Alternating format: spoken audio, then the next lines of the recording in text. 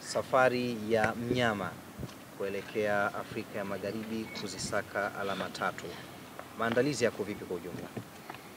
Maandalizi yamekamilika kwa asilimia 60, kwa maana ya kwamba tumefanya maandalizi kwa siku tatu mara baada ya mchezo wetu wa mwisho ama mchezo wa kwanza wa hatua ya makundi dhidi ya Petro. Tukaamkia uwanja wa mazoezi kwa siku hizo, na sasa tunasafiri hii leo kuelekea Mali ambapo tunakwenda kukamilisha asilimia 40, na baada hapo Jumapili ya tarehe 30 ya mwezi huu wa 11 tutashuka uwanjani kwenda kukamilisha kile ambacho tumekifanyia maandalizi kwa takriban wiki moja. Kwa namna moja au nyingine, kipigo ambacho mlipokea katika uwanja wa Benjamin Mkapa hakikuwateteresha kisaikolojia, na kwa namna ambavyo unaona benchi la ufundi na wachezaji mentality yao kuelekea kwenye mchezo huu ikoje? Haijatuteteresha, zaidi ya kwamba imetukumbusha ya kwamba tunatakiwa kufanya nini zaidi ili tuweze kupata ushindi katika mchezo unaokuja.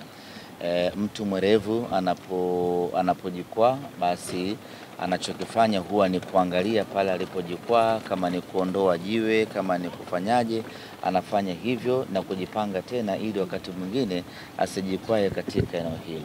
Tumefungwa na Petro, ni matokeo ya kushtua, kwa sababu kwanza tulikuwa nyumbani, pili ilikuwa ni mechi ambayo tumejiwekea mazingira mazuri ya kushinda, na kama haitoshi tuko Benjamin Mkapa ambapo tayari inatambulika kuwa ni ngome kongwe ya mnyama kwa ajili ya kujipatia matokeo mazuri.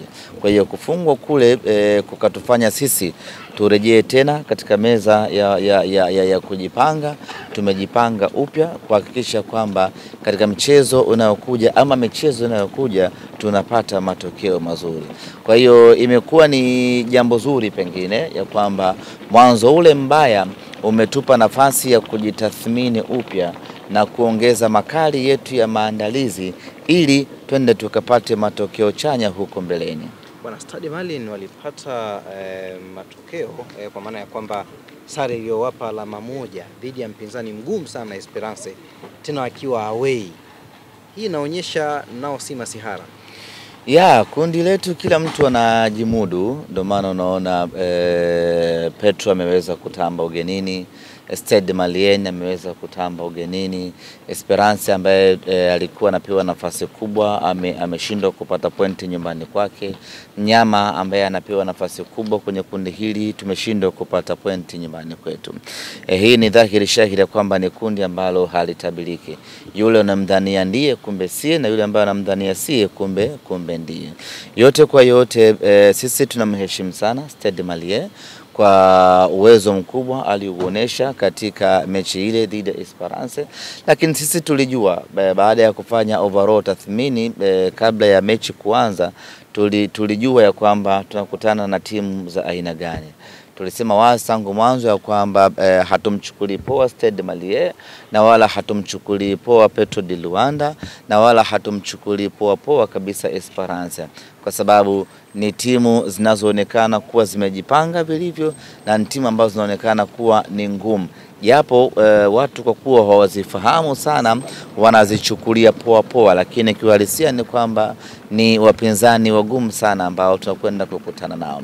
Kitendo cha kuchukua alama moja pale Tunisia kinatuongezea sisi mlima mkubwa wa kupanda mbele ya Stade Malien, kwa sababu pamoja na uzuri aliokuwa nao na alivyokuwa anajiamini Stade Malien, lakini tunaamini sare ile aliyoipata dhidi ya Esperance imemwongezea confidence zaidi katika hii michuano. Kwa hiyo tunakwenda kukutana na Stade Malien ambaye confidence yake imeongezeka. Tunakwenda kukutana na Stade Malien ambaye anaamini ana uwezo wa kupata alama tatu nyumbani kwake kama ameweza kupata alama moja katika uwanja wa ugenini. Kwa hiyo tunakwenda kukutana na mpinzani mgumu sana, lakini yote kwa yote sisi tumejiandaa vyovyote iwavyo twende tukapate matokeo mazuri pale nyumbani kwake, na hiyo inawezekana kwa namna ambavyo timu imerejea tena katika uwanja wa mazoezi kwa siku hizi chache, namna ambavyo wachezaji wameamka wenyewe kwa wenyewe na kutaka kuipambania Simba Sports Club, itatusaidia pakubwa kwenda kupambana dhidi ya Stade Malien. Ahmed, tumekuwa tukimshuhudia mchezaji Mohamed Bajaber akifanya mazoezi na kikosi, lakini tumekuwa hatumuoni uwanjani. Hata kwenye safari pia tumekuwa hatumuoni. Mashabiki wanauliza nini hasa kinacho msibu Bajaber baada ya taarifa kutoka kwamba anaendelea vizuri. Bajaber anaendelea vizuri, ama amepona kwa 99%. Na ameshaanza kufanya mazoezi na kikosi kwa takriban wiki moja sasa tangu amerejea katika uwanja wa mazoezi. Na bahati nzuri ama mbaya kwake, amepona wakati ambapo timu inakabiliwa na mechi ngumu kweli kweli. Inakuwa ni ngumu mchezaji ambaye amekaa nje ya uwanja kwa matibabu kwa miezi 2-3 arejee tu uje umpatie mechi, mfano mechi dhidi ya Petro ama mechi hii dhidi ya Stade Malien. Bado confidence yake iko chini kwa sababu ametoka kwenye majeraha makubwa. Bado fitness yake haijakuwa ya 100%, na kwa mantiki hiyo basi option iliyopo ni kumuingiza taratibu kwenye kikosi. Ndio maana unaona mechi ya kirafiki dhidi ya JKT Tanzania alipata dakika za kucheza kwa sababu ni mechi ya kirafiki, inamsaidia yeye mwenyewe kurejesha confidence yake, inamsaidia kutafuta match fitness pamoja na physical fitness. Sasa huwezi kumtoa mchezaji ambaye ndio kwanza ameanza kujitafuta alafu kaja kumpachika kwenye mechi kama hii ya Petro de Luanda ama mechi kama hii ya Stade Malien. Kwa option nzuri zaidi kwa ajili ya kumsaidia mchezaji mwenyewe Bajaber aweze kuingia taratibu kwenye kikosi ni kufanya mazoezi kwa muda mrefu zaidi, na endapo unapata mechi ambazo hazina uzito mkubwa ndipo ambapo unampa nafasi dakika zake anacheza mpaka pale ambapo muda utafika na kukabidhiwa mechi kamili ambayo zitakuwa ni mechi ngumu kama hizi ambazo tunashiriki kwenye ligi ya mabingwa Afrika. Kwa mimi nichukue nafasi hii kuwaambia wana Simba wasiwe na haraka, wasiwe na pressure. Unaweza ukamlazimisha kadri unavyoweza kumlazimisha acheze kwa sababu tu watu wanamsubiri ama watu wanashauku naye, alafu akaingia uwanjani akaanda perform kwa sababu ya hofu ya majeraha alotoka kutibiwa, ama akaingia uwanjani akapata jeraha kubwa zaidi akakaa nje kwa muda mrefu zaidi. Maamuzi yanayofanyika ni maamuzi sahihi sana ambayo yamezingatia ushauri wa kitabibu ya kwamba mchezaji akitoka kwenye injury kubwa kama hiyo, mchezaji ambaye amekaa nje kwa muda mrefu, iko namna yake ya kurejea kiwanjani taratibu. Sio tu kwa sababu ya hamjamuona muda mrefu basi Petro de Luanda hapo Bajaber na yeye unampa nafasi anaingia mle kutokana na kutokuwa fiti kwa 100%, anafika mle anaumia tena, anajitonesha ama anashindwa kuperform kwa sababu fitness yake aliyokuwa nao yeye na wachezaji wengine ni tofauti sana, kwa sababu hawa wengine tangu mwezi wa 8 huku wanacheza mechi, huyu ndo kwanza mwezi wa 11 huu anaanza kujitafuta taratibu. Kikubwa ni subira tu kwa wana Simba, atacheza tu Bajaber na tutafurahia matunda yake. Ahmed, kuna video ilikuwa inasambaa ya kocha mara baada ya mchezo uliopita dhidi ya Petro de Luanda, mashabiki wengine wakiwa ni kama wanazomea hivi mara baada ya mchezo kumalizika. Hii kwako video kwanza binafsi uliiona na ilikupa picha gani baada ya kuiona, lakini pia una neno gani kwa mashabiki kuhusiana na meneja Pantev? Kwanza kikubwa mashabiki wa Simba wanapaswa kuwa wastahimilivu. Iko ndio kitu cha msingi sana. Wanapaswa kuwa na uelewa mkubwa na mpira wa miguu. Mpira wa miguu na matokeo hayo ya kufungwa.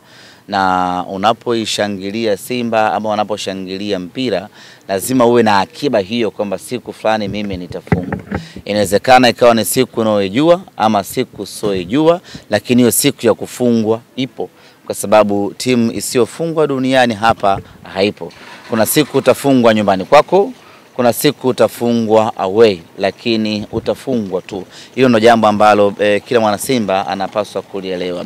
Tusiufanye mpira kama mchezo ambao tumeuanzisha sisi kwamba lazima tutashinda tu iwe wavyo, na tusijipe ukubwa unaopitiliza.